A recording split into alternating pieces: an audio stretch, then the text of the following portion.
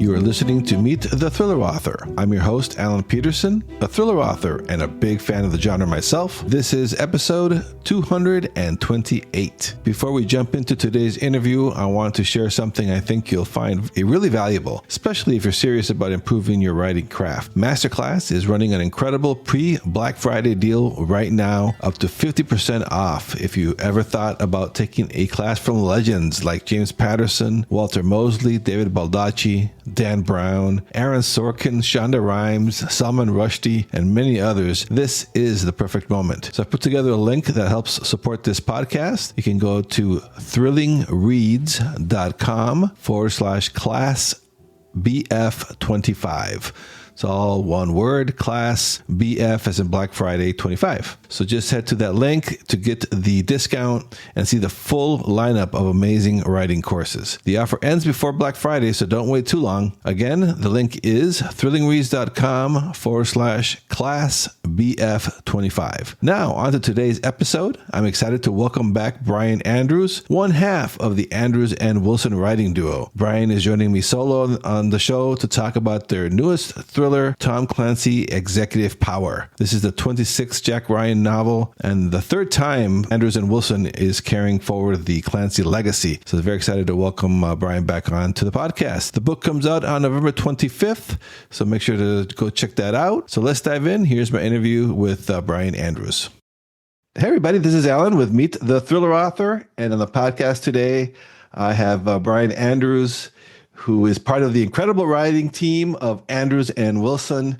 That is Brian Andrews, my guest today, and Jeffrey Wilson. They're Navy veterans, best-selling authors, and the minds behind Tier 1 series, Sons of Valor and Shepherds. And now, of course, the continuation of Tom Clancy's iconic Jack Ryan character. Their latest, Executive Power, comes out November 25th. And it's a high-stakes, high-tension addition to the Clancy legacy, in my opinion. Brian, welcome back to the podcast. Thanks for having me, Alan. It's great to be back. Yeah, so you're solo today. Yeah, I know. My partner in crime is not going to be able to make it today. But, hey, maybe he'll be on next time. And who knows, maybe I'll be fighting crime out there in my mask and cape.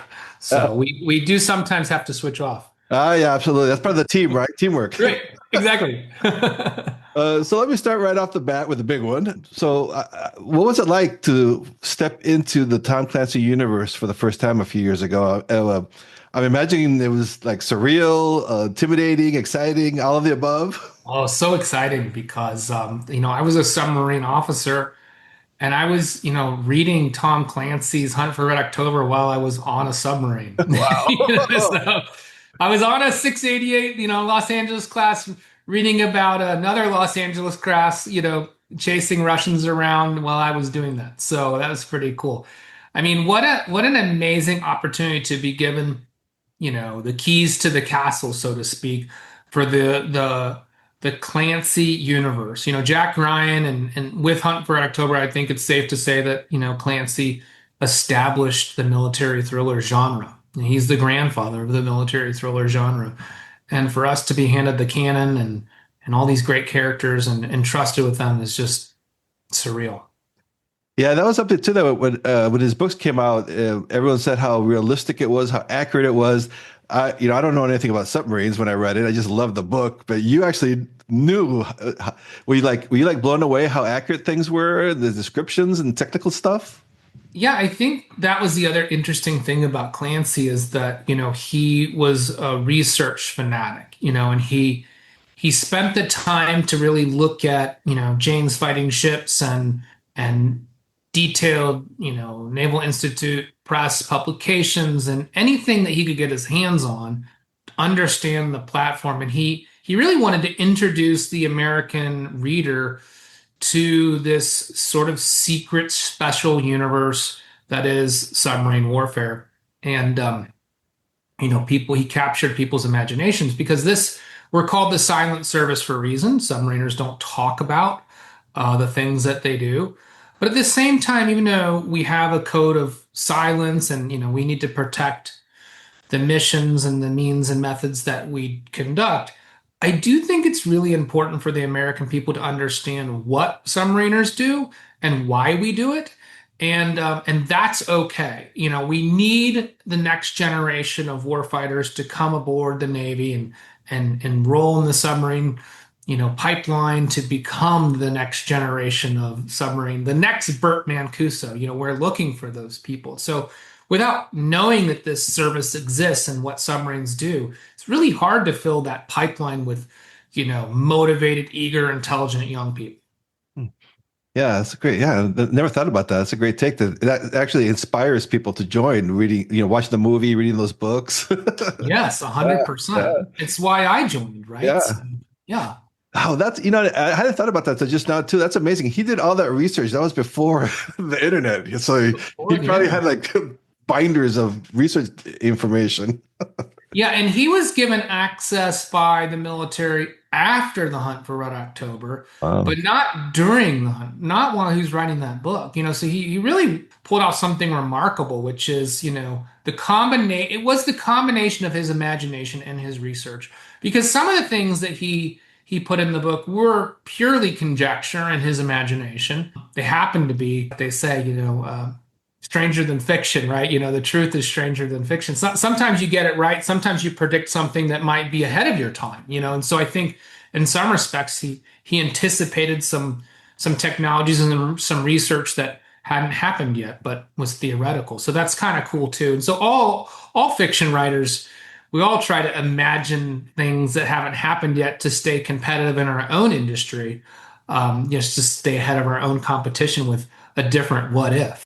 Yeah, so I have to ask you too. So, well, really curious about what that process was like for you and Jeffrey to take over. Especially Jack Ryan. I mean, that's like the probably one of the most iconic thriller characters out there. Uh, Yeah. was it? How did that process work? Do you have to like audition? That's a great question. No, we didn't have to audition. Well, we kind of auditioned in one sense. So we didn't know we were auditioning. Let me put it that way. Ah, So yeah, Tom Colgan at Penguin Random House is the steward of all the Clancy books. He was Tom Clancy's editor before Tom passed away in 2013, and he was working with Clancy. And Clancy's health was declining, and he knew that. I don't think he knew that he was, his death was imminent. He didn't, so he certainly didn't know that. But he was slowing down, and he was thinking about his legacy, and he was thinking about how do I continue, these characters, if I can't keep up the pace. So that's when they brought Mark Greaney aboard. So Tom Colgan was instrumental at bringing Mark Greaney aboard to take over he started writing with Tom Colgan, and then after Tom passed, Mark continued the Jack Ryan series. And then under Tom Colgan, Jack Ryan Jr. series was stood up as well. And he's managed the two different series and the Clancy estate, been the go-between Penguin Random House and the Clancy estate, and all the authors. So he plays a pivotal role in the selection of the authors for both series. And so after Mark Greaney, Mark Cameron wrote. And so we had been asked by Tom Colgan to write a book called Rogue Asset, which was a book for the Webb Griffin estate, which is another estate. Webb Griffin passed away, and they continued the Presidential Agent series. And so we wrote the first non-Griffin book in that series. And I think Colgan really liked it. And I think it was also, like you said, an audition to see, okay, when Cameron is ready to retire from Jack Ryan Sr., do these guys maybe have what it takes? Because I think with Colgan, he's always thinking about these are, especially the Jack Ryan Sr. books, they're big geopolitical books. mhm. You have to have subject matter knowledge of the US government and the US military and the intelligence community, because Jack Ryan is sitting atop of this giant pyramid of, military might and intelligence, and how can you tell a story about that if you don't know anything about that, right? So I think there was a little bit of an audition. And so he saw that, oh yeah, these guys can handle geopolitical situations. We have we have a good yarn and write some interesting characters. And so then when Cameron was ready to retire from the series, I think Mark Cameron and Tom Colgan sat down and said, hey, who would be good successors? And when Colgan was like, I think Andrews and Wilson would be good. What do you think? Cameron's like, yeah, I like those guys writing. I'd be happy. I'd feel comfortable handing the reins off to them. Yeah, that's cool. Yeah, and I can see now why all those writers selected to continue those. I hadn't thought about that, but yeah, they're all veterans or like Mark Cameron, law enforcement veterans. So yeah, that makes a lot of sense to really understand that world, to write into in that world. Yeah, I hadn't thought about that one. Yeah. Yeah. So you mentioned that too. The how important the military and geopolitical information is into these books. And I know you guys are writing a Andrews and Wilson book, not trying to write like Tom Clancy, but what elements of his voice or the worldview do you think was essential to carry over to this book? Which, by the way, is awesome. Thanks.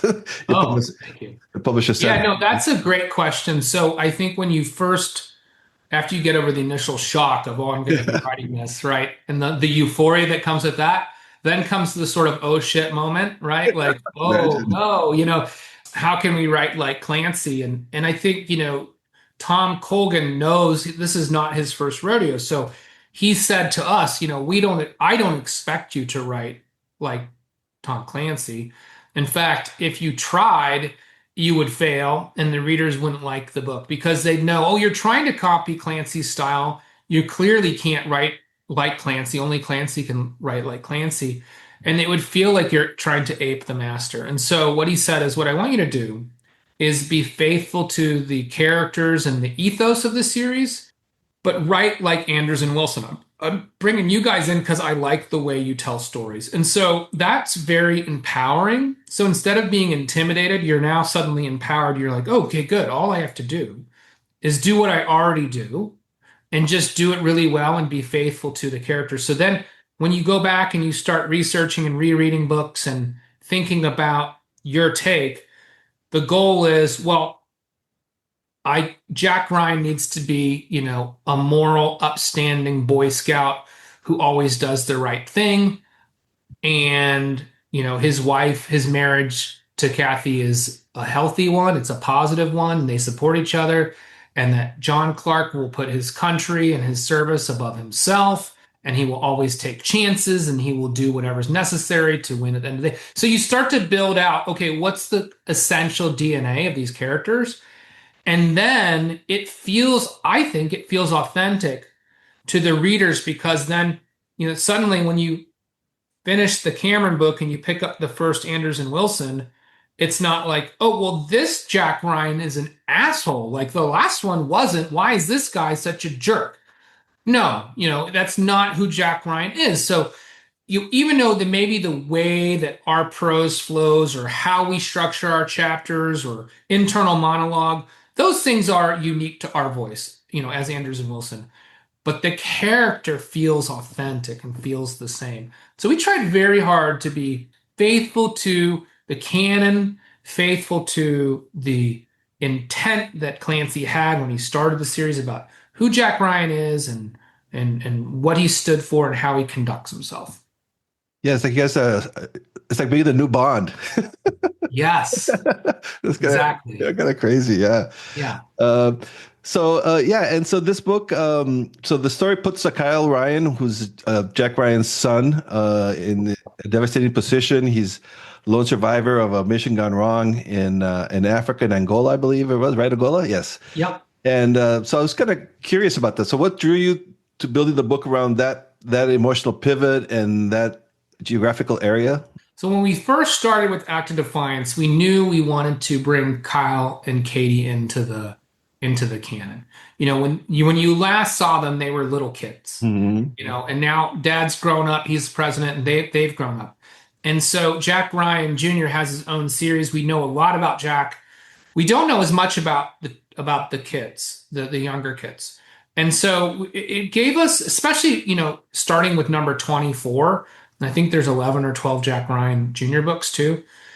That's a lot of material. It's hard to come up with something new and interesting, at least from a plot perspective, that hadn't been done before.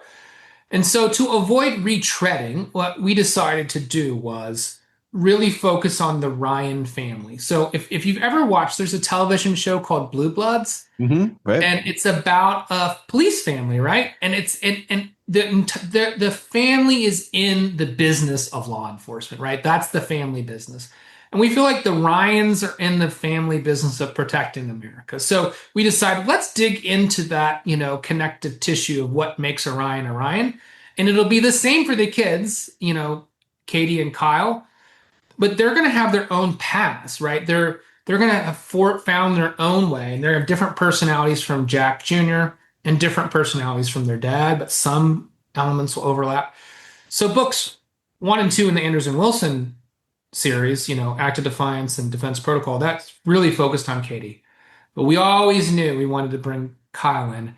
And we kind of had this interesting idea that Kyle was not the black sheep of the family per se, but he's definitely the one who's maybe a little more detached, a little little less communicative, maybe slightly on the spectrum.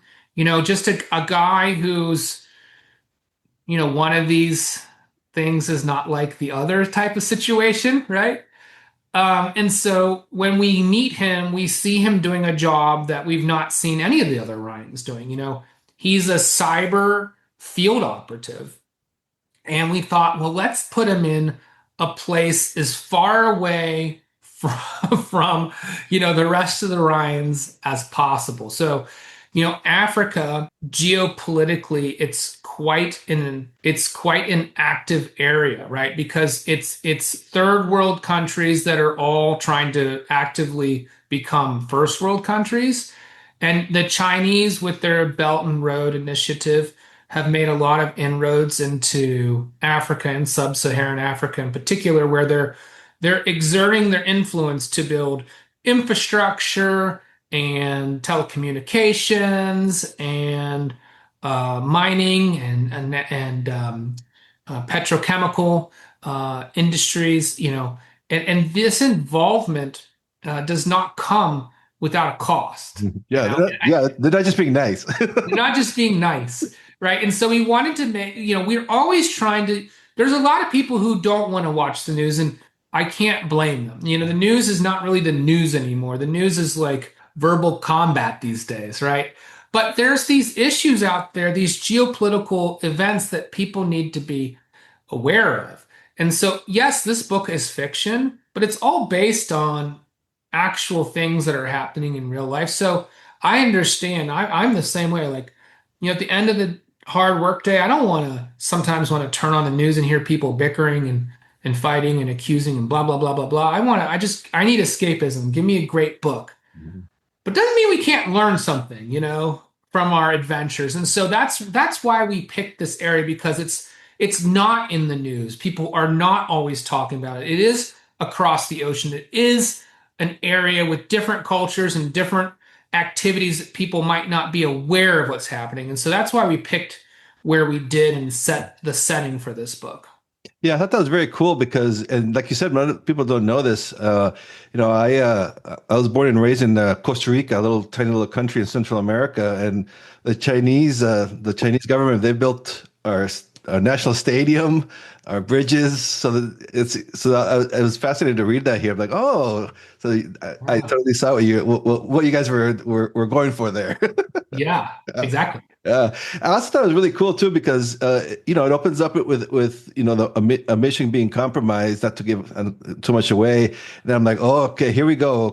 Kyle Ryan is going to kick some ass, and then it's like, wait a second, he's kind of like freaking out. So I thought he's just trying to survive. Yeah, so I thought that was kind of cool. It was like, oh, he's not like a like a superhero. He's just like a regular guy trying to figure out how to get the hell out of there. Yeah. And, that's why we made him a runner. I always joke with my daughters. I was like, look, if you had one thing you could be really, really good at physically, running really fast for a really long time is probably the best, right? Because most of the bad guys, they're going to stop chasing you after like 50 or 100 yards. You just got to make it 100 yards and they're going to get tired and stop.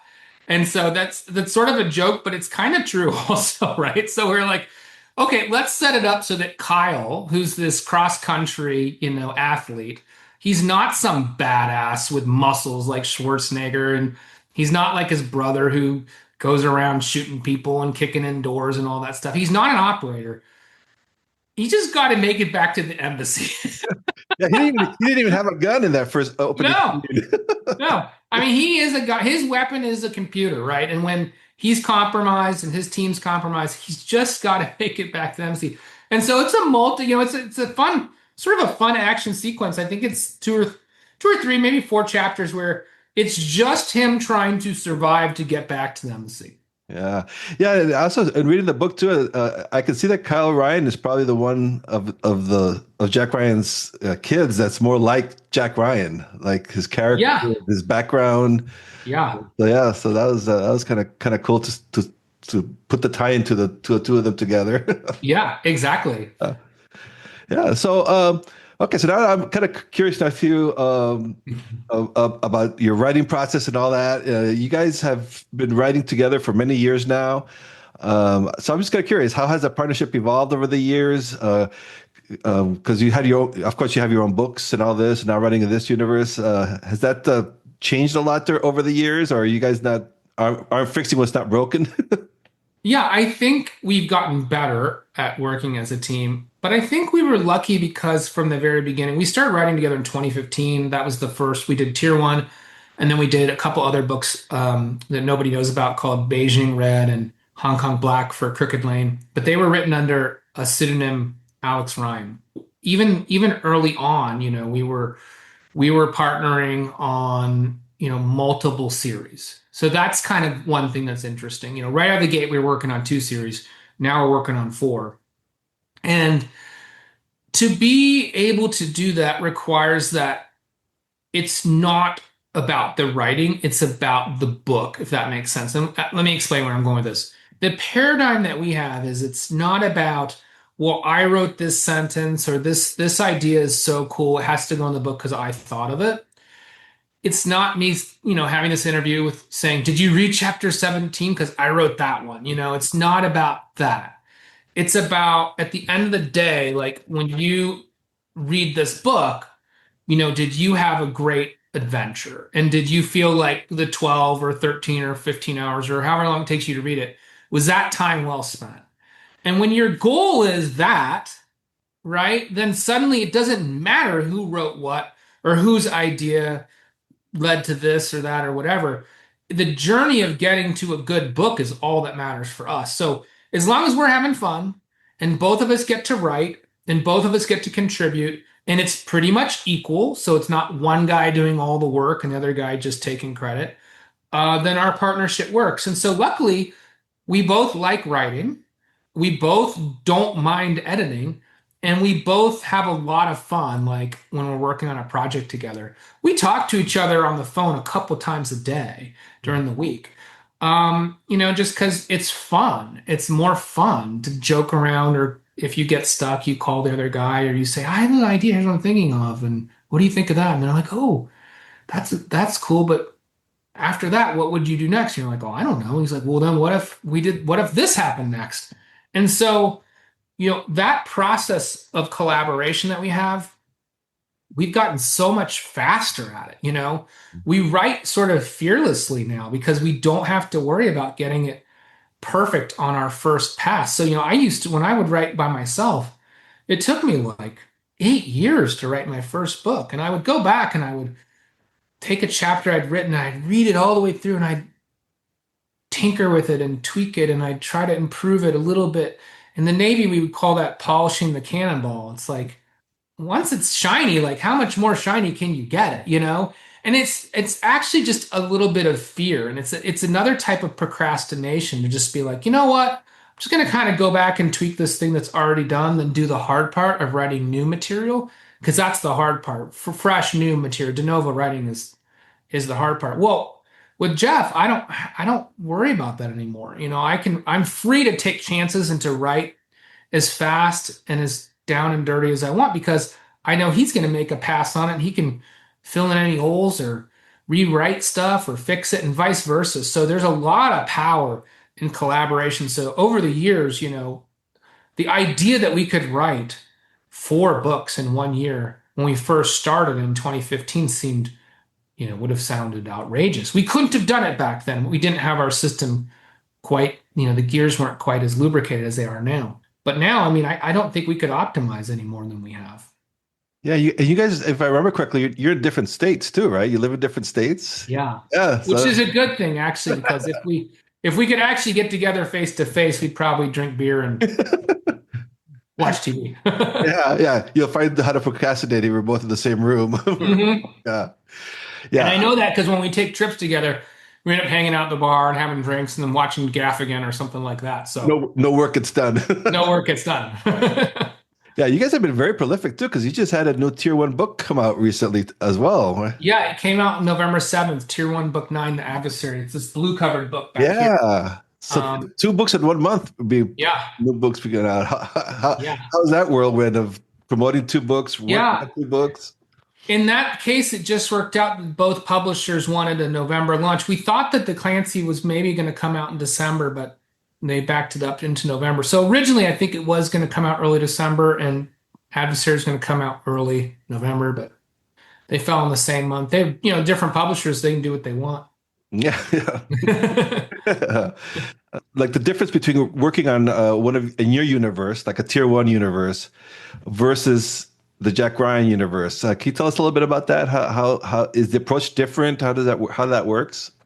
Yeah, with the Ryan universe, one of the tricks too is that started 1984. So we've got 40 years of material.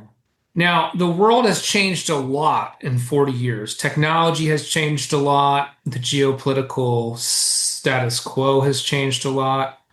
And so we've inherited a canon that spans 4 decades, multiple authors. And so you can't please everybody. You don't, there's a lot of things you don't have control over, right? And there's certain plots that we can't tell because the they don't go along with the ethos of the book. So we're a little bit more hemmed in, I would say, on Clancy than we are on Tier 1. Tier 1, we can go wherever we want, we can do whatever we want, right? And we can kill whoever we want. You cannot kill the Ryans, right? They're not going to die. You know that going in that Jack's not going to die during the book. But in Tier 1, you never know who's going to die, and we've we've killed some people off, and so that's another whole really interesting topic, which is we've sort of decided that we'll never let our readers get too comfortable because that's real life, right? Like there's stakes in these missions and people die, and people get hurt and people retire and people sometimes opt out, because it's emotionally, physically, financially, biologically draining, right? So we put our characters in Tier 1 through the paces a little bit more than we can, like, say, in the Clancy verse. And so when you pick up a Tier 1, you don't know. I mean, it might be the last book where Jack, John Dempsey is there. And I mean, I'm not saying we did it in this book, but I'm saying you have to always be in the back of your mind as a reader scared that Andrews and Wilson might kill off one of your favorites because we do that. Yeah, you've done it before. Yeah. I also noticed too when I was catching up with you guys for this interview. I noticed that on your website you've been working with a lot of major studios on different projects, pitching. Some things are options, some scripts are done. Can you tell us a little bit about that? And I'm also very curious what it is working, in the book publishing world versus Hollywood. Yeah. It's a great question. I'll give you a long-winded answer. So Hollywood is a challenge. I know people are very excited about it because we love film and television, and for good reason. Film and television is amazing. But the level of complexity required to get a project made is orders of magnitude bigger than publishing. With publishing, we write the book, it goes to developmental editor, we get feedback, we make some changes, it goes to copy editing, and then it's out, and it's out on time, And I think in one sense, that's pretty wonderful, right? You imagine a story, you get to tell the story, and as the authors, we're the director, we're the cinematographer, we're the casting agent, We're all the character. We are the actors, right? We're the special effects department. We're doing all the roles because it's Alan. It's in your mind. Your mind is filling in all the stuff that would be on the screen, and so we have a lot of control. When you get to film and television, what happens is suddenly there's a lot more stakeholders and there's a lot more money involved. A feature film, you're talking, the types of books that we write, you're talking, 20 million of and up. To make a television show with tier one, you're talking 2 million an episode and up.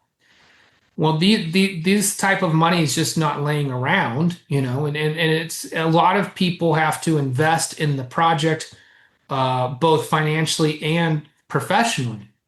That ultimately results in, a lot of cooks in the kitchen, right? Because you have these stakeholders that are like, I'm not willing to risk my career on this unless I have a say in, how it turns out and who's cast and how's it written and the like.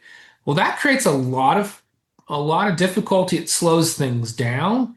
It creates debates about who gets cast and who's writing and how's it adapted and what sort of budget will we have and what can we accomplish with that budget. And so all these sort of risk factor mitigations and stakeholder inputs just cause everything to slow down. And that's why it takes a long time to get anything made.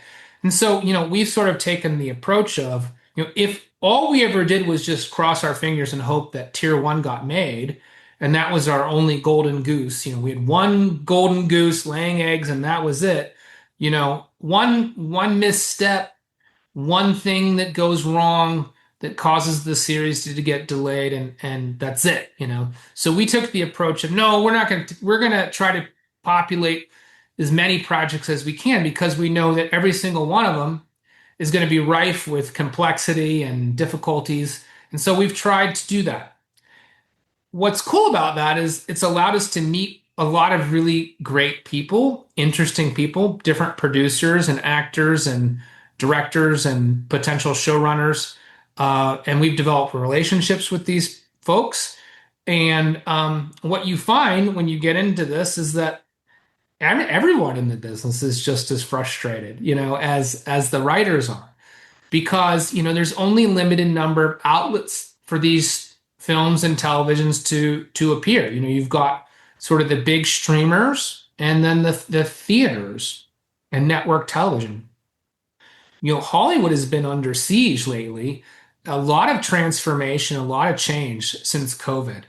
And so, there you have, thousands of people that are worried about their own employment and whether they'll continue to have a job and where's our content going to go. And so the Netflixes, Amazons, and Apples of the world, they have a lot of power, a lot of control over, if they don't greenlight a television series or a movie, your odds of getting something made are dramatically reduced, right? So it's just been a big learning curve. I've had a lot of fun doing it. I know Jeff has too.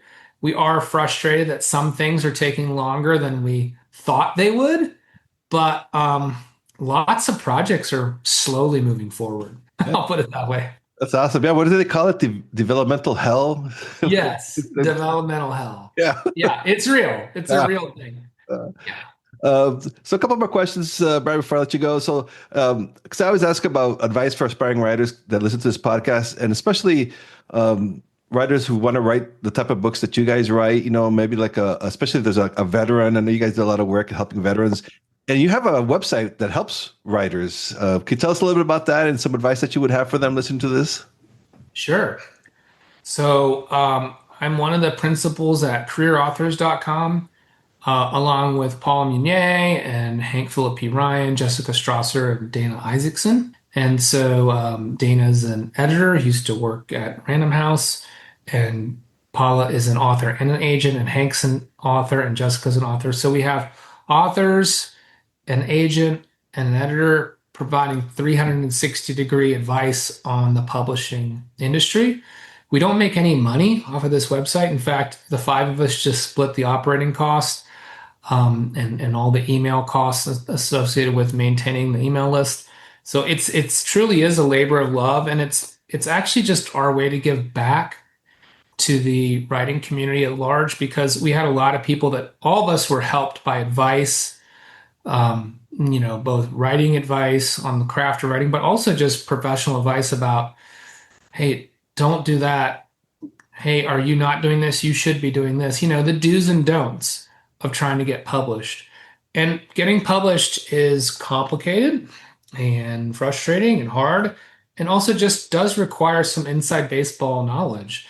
And so what we've tried to do is just share that information, give back. So on Career Authors, you'll find blog posts from the five of us, but also we have guest authors post every week. So you name an author, they've probably posted an article on Career Authors about something in writing. It could be about point of view, it could be about subtext, it could be about how to write a historical thriller or romance, or how to write a query letter, or how do you write a hook, or what's an elevator pitch, or how do you get an agent? Like all these things are on there. And so go there, type in your query, it'll pull up a bunch of articles, probably several, maybe 3 to 4 on every topic now, because the site's been up and running for 10 years or so now.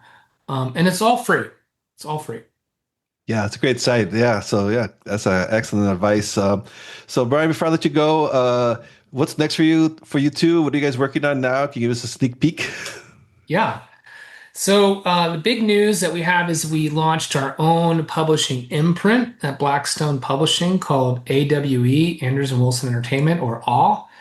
And so all of the Andrews and Wilson books are going to fall under AWE. Let's see the little AWE logo right Oh, there. I like it. Yeah, nice. Yeah. That's exciting.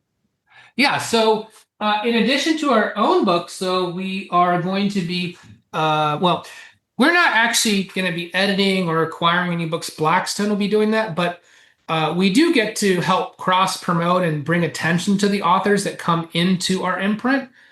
So we're excited, Jack Stewart's going to do a book in our imprint, Don Bentley, Josh Hood, and over the coming months, we'll have announcements about other authors. We're starting the imprint with veterans and people who served in the intelligence community, or series that are written in the space that celebrate sort of this mission before self mentality, the idea of hero's journey, moral actors, patriotism, the types of things that we try to showcase in Andrews and Wilson works. And so in addition to novels, we're also going to be releasing a series of short stories. So a lot of the things, Alan, that you talked about that you saw on the website, those titles, a lot of those are short stories. And so especially after they've been picked up or optioned for film or television, we're excited to share those with people so they can see, hey, this movie might be coming out in a year or two. Here's the short story that got it started, right? So the first one of these that's coming out is called First Ranger, comes out December 20th, and it'll be on Audible and Amazon Kindle ebook. And the idea is it'd be about equivalent to a 4-hour audiobook approximately. So, they're long short stories. They're not quite novellas, but they're like a third of a book essentially in length. So you're definitely getting your money's worth. They'll be priced at a lower price point, but each of them is about something different than our Tier 1 or Clancy or Sons of Valor series. These give us, it's like our little laboratory or playground where we get to experiment. So First Ranger is the story of Thomas Knowlton, who's a real person. He was recruited by George Washington in 1775 to create America's first special operations unit, known as the Knowlton's Rangers. So he's sort of considered the father of American Special Forces, Thomas Knowlton.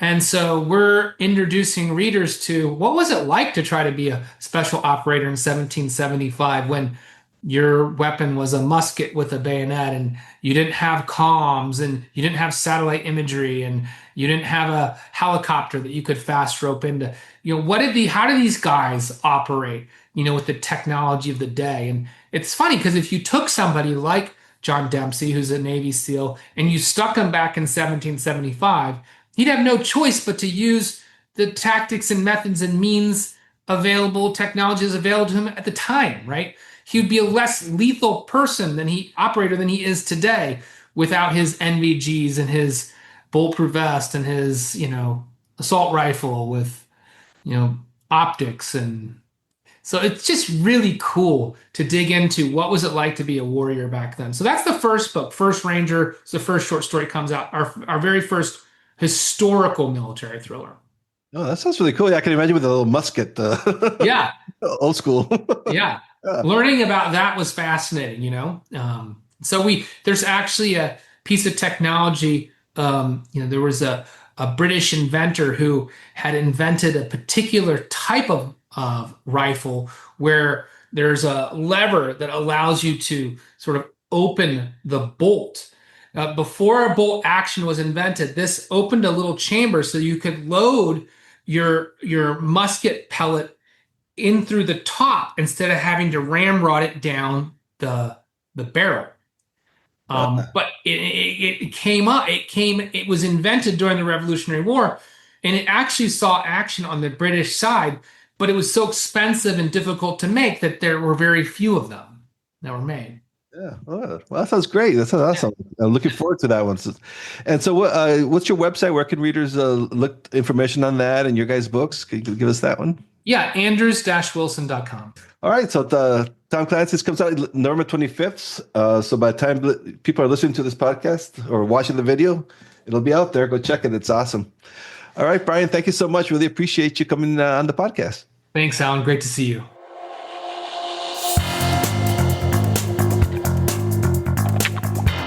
Thanks for listening to Meet the Thriller Author, hosted by Alan Peterson. If you enjoyed this episode, be sure to subscribe and leave a review on your favorite podcast platform. It helps other thriller fans discover the show. You can find all past episodes, show notes, and author interviews at thrillerauthors.com, including conversations with icons like Dean Koontz, Frida McFadden, and Lee Child. And if you're looking for your next gripping read, check out Alan's own psychological thrillers and crime fiction novels at thrillingreads.com/books. Until next time, stay safe, keep reading, and keep the thrills coming.